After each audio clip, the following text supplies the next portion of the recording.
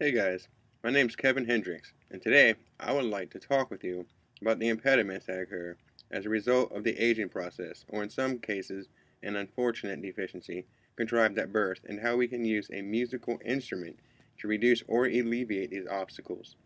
Dyslexia, isolating speech from background noise, hearing loss, and memory deprivation are more common than ever today, and some of these require the intake of pharmaceuticals that in and of themselves cause problems, such as liver damage, nausea, or something else that inhibits our daily lives.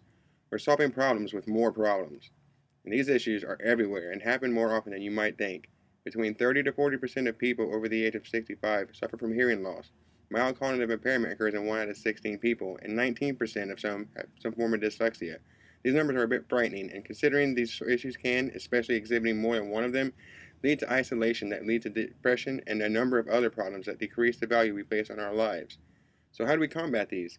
Well, to prevent many issues that occur with our bodies, we exercise and develop muscles to live longer and remain healthier. But these particular problems occur in the brain, which means we need to engage in a completely different approach, and one of the most advantageous ways we can do that is through musical training. Let's first look at some of the ways music in general impacts our lives. One is that music activates pleasure and reward related regions of the brain, releasing dopamine signals to other areas, or what is known as a natural high. We also use music to trigger or amplify emotions, and music is also used to motivate or inspire us. Some writers, for instance, will listen to certain genres of music to deepen their concentration or evoke a state of mind that allows them to write a particular section of their story. A student may listen to a Pandora or Last FM while they study, which studies have shown can actually increase their focus and make comprehension of a lesson easier. Music is powerful, but it doesn't end there. Listening to music activates the visual cortex located in the occipital lobe in the back of the brain. This kind of stimulation helps us to perform a task that is detrimental to learning, which is identifying patterns, and also assists the understanding of spatial relations. For instance, when we close our eyes to try to conjure the appropriate imagery to coincide with changes in tempo and the progression of the music. Many of us have imagined ourselves being a valiant champion performing a series of heroics, vigilantly piloting a hyperbolic interstellar vessel through the cosmos, or actually performing the music ourselves at a location that we would not customarily see this sort of entertainment, like in a four-way stop, obscuring traffic. How we assign a song to signify the bounds that unites us with our significant other is impressive too. Do you remember the song that was playing during a moment of triumph? You probably have a song that will remind you of a love lost, or a funeral hymn that always reminds you of the passing of a loved one. That is because music is profoundly linked to memory. The cortical regions, which are the frontal, temporal, and parietal lobes, are largely responsible for the recollection of past events, and according to research of Christine Smith and Larry Squire, who are brilliant neuropsychologists, these are the same regions that are most active when a musician is training, so it makes perfect sense that knowing how to play an instrument affords a greater retention of memories. Consider how many make up a riff, or how many notes make up a riff, and how many riffs make up a single song, and then how many songs a band performs during a show from memory alone. The image here is just 3 seconds of a 6-minute song. That's really amazing. Understand that no one begins remembering songs as complex as this at the start. It must be trained.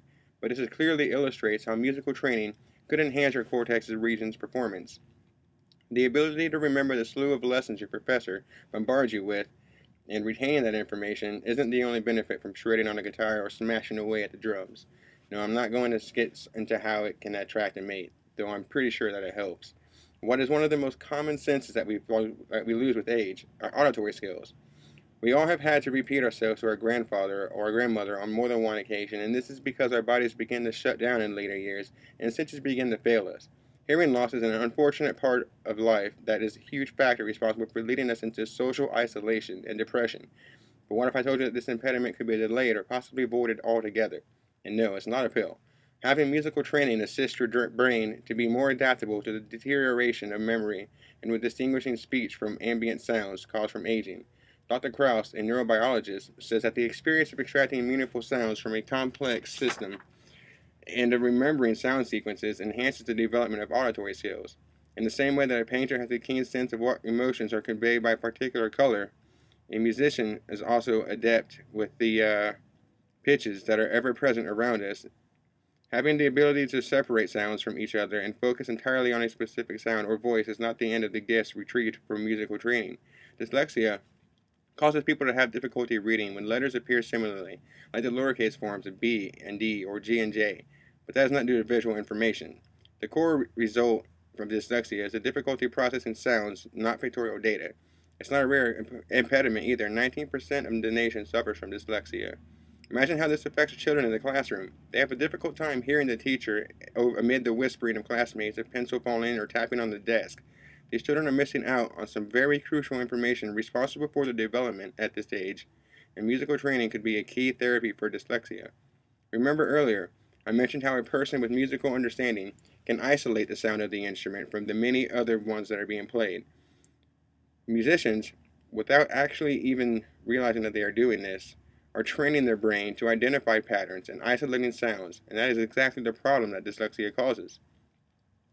So, that is really amazing. Music has such a tremendous impact on our lives and influence over our health. Musical training can actually improve our lives by increasing the brain's ability to perform many of the functions that dwindle with age, or in the unfortunate event that we are born with this particular deficiency. Now, keep in mind, this is only the tip of the spear.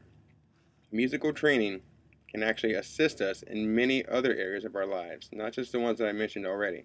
Learning an instrument at a young age, for instance, has a powerfully positive effect, and maintaining that training improves the development of their brains throughout their lives. We can improve ourselves, and all we need to do is jam out. So, rock on, everybody.